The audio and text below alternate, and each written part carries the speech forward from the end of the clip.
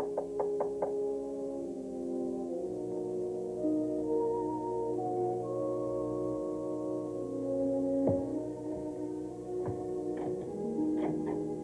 revised franchise agreement. It's kind of late, isn't it, Stephen? This morning you said you weren't going to make a move without it. Listen, I'm doing my best to memorize a few of these specifications. And frankly, Norman, I'm not quite sure how Rod would feel if I turned up on his doorstep. Oh, so I'm the go-between, huh? Until everybody gets used to the idea that I'm representing the company. Well, I think everybody's used to it. I don't think Rod would feel a thing. As long as you call first, and it's strictly business. Strictly business. Harrington Brothers Motorcycles now has exclusive sales and service rights within a 100-mile radius. And no minimum maximum quota, and can purchase spare parts at wholesale prices. What's the minimum maximum quota? It's a very quick and painful way of going broke, It's a gimmick. It means you have to buy a minimum number of motorcycles each month. whether you can sell them or not. But if business is good and you need more than your maximum quota, you have to pay higher prices for additional bikes. That doesn't seem right. That's why we have Stephen. If you're about to have any questions, call. If not, sign these and get them back to me, okay? Okie doke. Stephen, I'd like to say thanks, but But it kind of sticks in your throat, huh?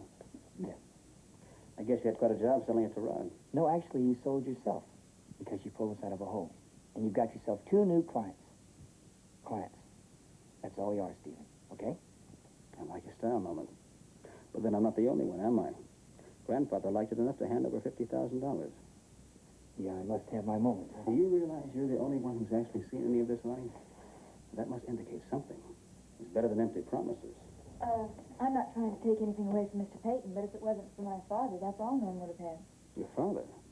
Look, Stephen, I'll sign these and have them to you the first thing in the morning. Well, I didn't realize Eddie had any leverage with the old man. Well, Eddie makes his living off snowing people, and I guess he snowed King Midas out of a few coins, and that's all. Well, that's too bad he's not still around. I'd like his secret. It's no secret. He just convinced Mr. Payton that Norman's a grandson, too. And I'm glad somebody finally took the trouble to point that out. May this be a profitable relationship for all concerned. Rita?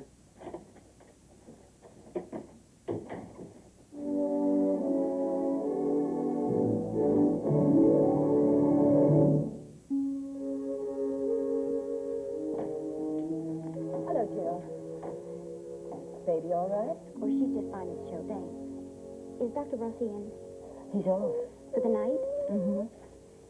Is there any chance of him coming back? Well, there's always a chance.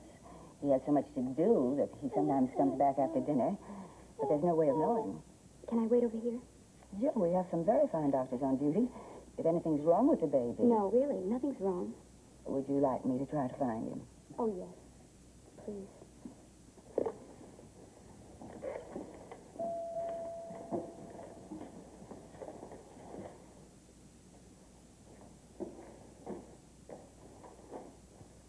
Well, Jill. Oh, I'm Hi there.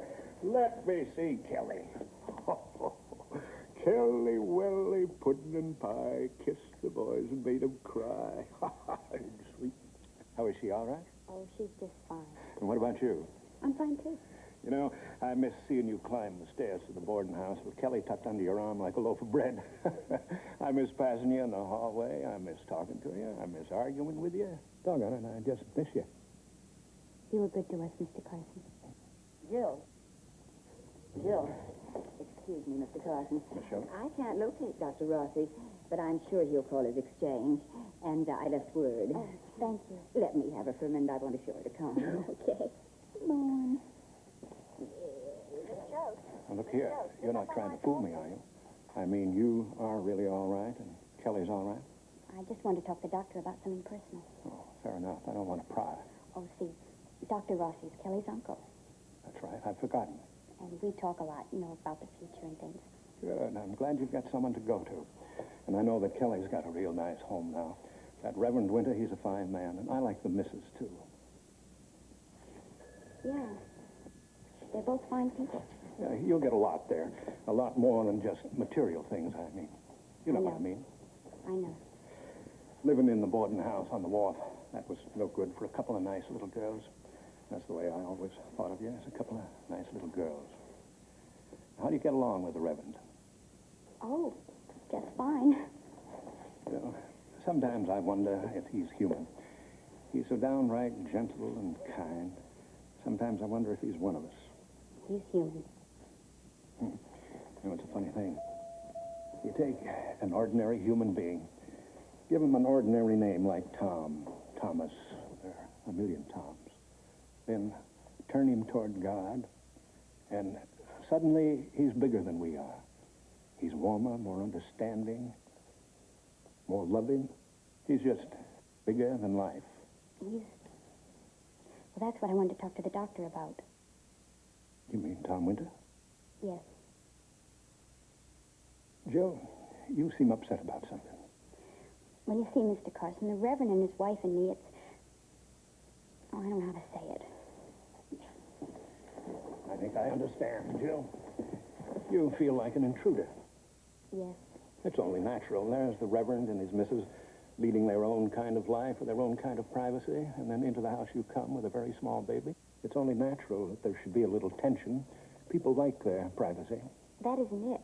Of course it is. No, it isn't. I've been around, and I know what it means when... When what? I think you're right. There was a little tension in the house. You're keeping something from me, but I guess it's none of my business. Well, I bent your ear enough. I was down the hall seeing Jimmy Henry. He's going to make it, thank goodness. I was so happy I had to talk it out with someone. Too bad you were here. Too bad. Bye, girl. Bye, Mr. Carson.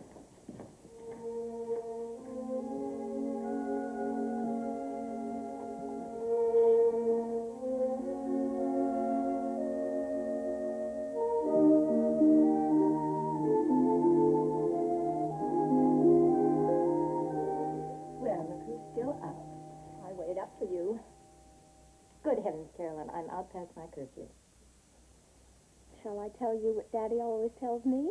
It's not the hour that makes mischief. You look fine. In fact, you look positively sorry-eyed. I think I probably look sleepy. Don't go to bed yet. Tell me all about it. About what? Your evening We just went out to dinner. at the inn. No, we went to an Italian restaurant, Mama's Rita. Oh, I know you've been there. No, that's more for the older crowd. We do all our gorging at the Piccolo Pizza Parlor. How was it? It was very good. It was very rich, and it was much too much. Not the food, the atmosphere. Oh, fantasy. Well, it was very Italian. And they had wine bottles with candles in them, and red checker tablecloths. And romantic. Did Dr. Rossi hold your hand over the table? Only during the pasta. You see, during the entree, he needed all the help he could get. I'm trying to picture Dr. Rossi as a ladies' man, staring deeply into your eyes across the spaghetti and saying, I don't know how to say this, Marcia, but they've been very generous with the garlic. Oh, Carolyn, you know, you're really very naughty. You were hiding under the table. I was? But you kept clinking your wine glasses. I couldn't hear what you were saying. What were you saying? Oh, you couldn't hear it? No. Oh, didn't that? Very general. The weather, politics, nothing personal. You know something, Carolyn? I think you are getting much too personal. And I am going to bed. Did Dr. Rossi kiss you goodnight?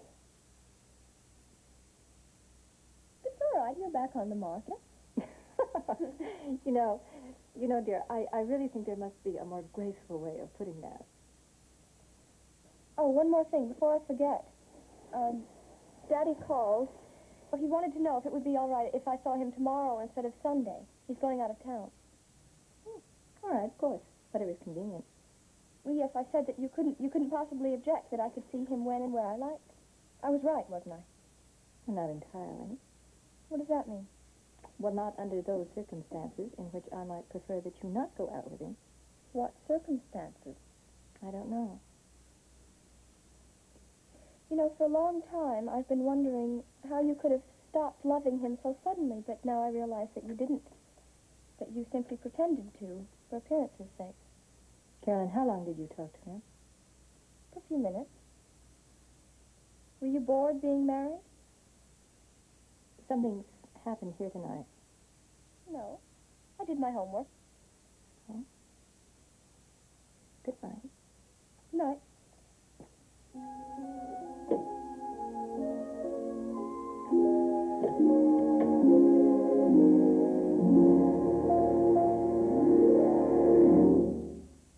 Preview from the continuing story of Payton Place.